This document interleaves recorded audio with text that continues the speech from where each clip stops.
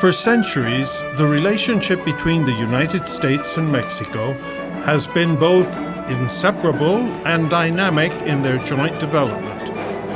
Throughout that history, native Mexicans and Mexican Americans have played a crucial role in developing and shaping that relationship to the benefit of both countries.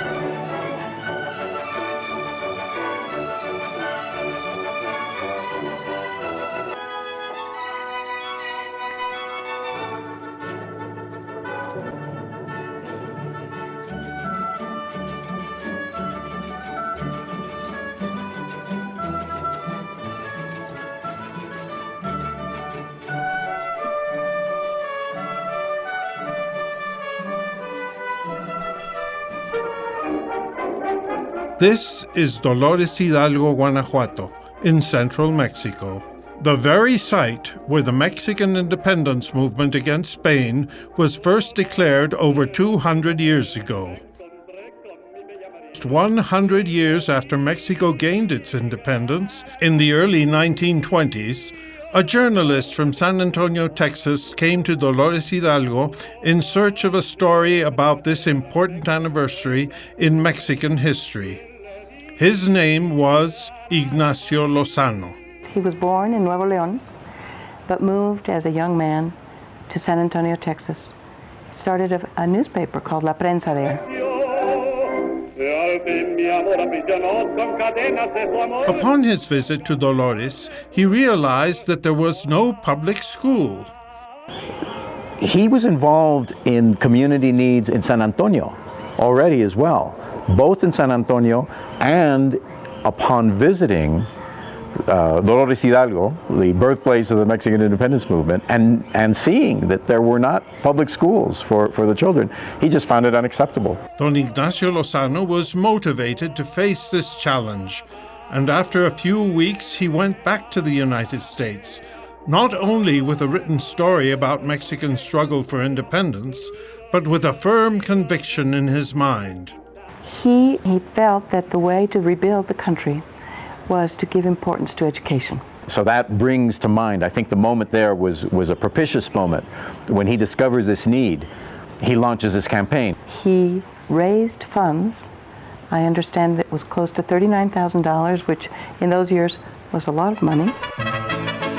Funds were raised by appealing to the Mexican community in the United States, primarily in Texas. And with these funds, the project began. Cuando estábamos de novios, qué de listones, qué... Él empieza las gestiones para dejar una escuela primaria.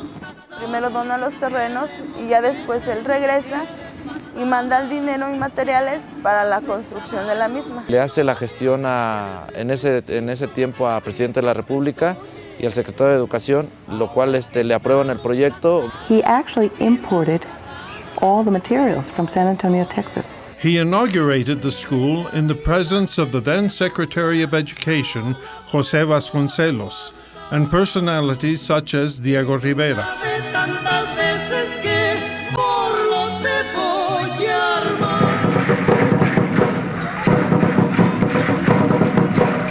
In 2012, the school organized a festival and invited the Lozanos as honorary guests. Ignacio Lozano Jr. and Maria Alicia came back to witness their father's legacy. Just as the United States, education, public education is absolutely indispensable. That's the future of both our countries.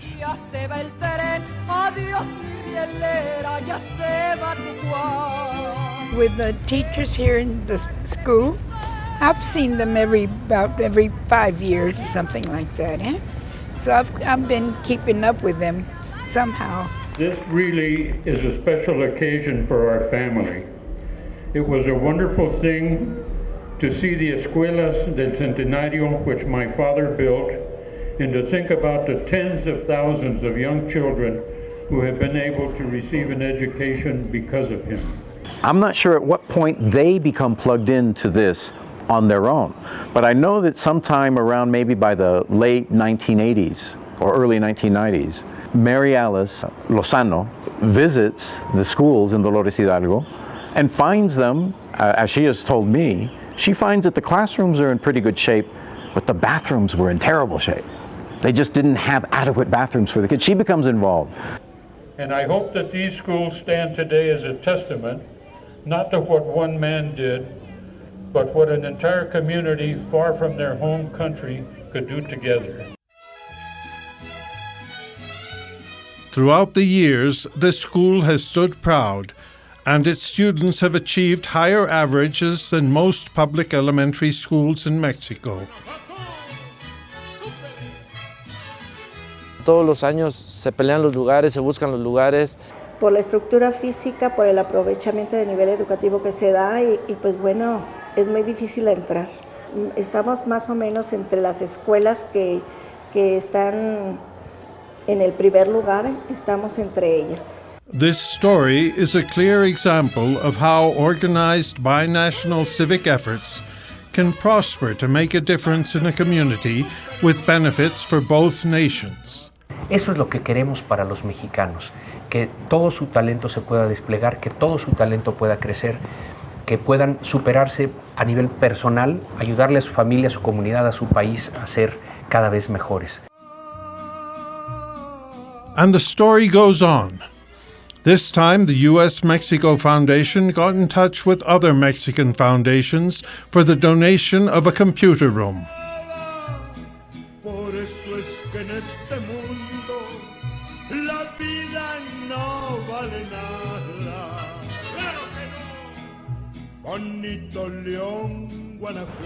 Hoy no se concibe el proceso de la educación sin tecnología.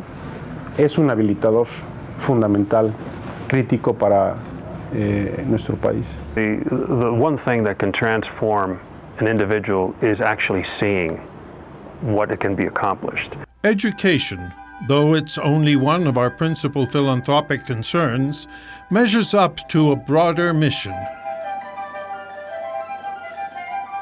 The leadership of Mexican Americans in the United States and put them together with projects in Mexico is a terrific idea, and I think an opportunity that's going to grow enormously. Y no se trata nada más de poner dinero, sino de involucrarte, de sugerir, de participar. Civic engagement, I think, is crucial for any society to make progress.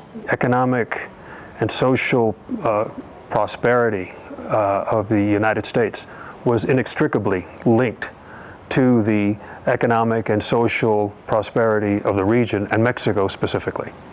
And as human beings, if we have a heart, then that heart has roots. It tugs at us, and Mexico is part of that. It is our heritage, it is our blood. So I believe Mexican Americans must develop an agenda that includes how we're going to play a meaningful and positive and constructive role concerning Mexico. En ese sentido, se puede trabajar en temas relacionados a becas, a tecnología para la educación, a infraestructura escolar. Todo ello es muy importante porque estamos ayudando a comunidades escolares en particular y a modelar lo que debe ser una educación de verdadera calidad para nuestros niños, jóvenes y maestros. Selecting specific things to do on a community by community basis. So in addition to, again, the programs in education or workforce development or the different areas that the foundation is working in, we have these very specific endeavors on a community by community basis. We cannot stand by in a time of need in Mexico. We have to do our part to help. And to me that means helping with some resources, but maybe even more importantly, helping with some human capital, some human interest, some engagement, some understanding. The greatest impact that the U.S.-Mexico Foundation will be in serving as a conduit for introducing some of the most innovative practices in the nonprofit sector to Mexico.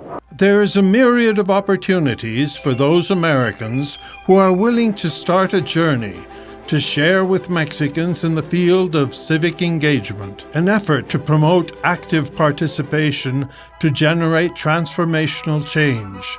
There's a huge potential for collaboration as Mexico is steadily developing its own social grassroots.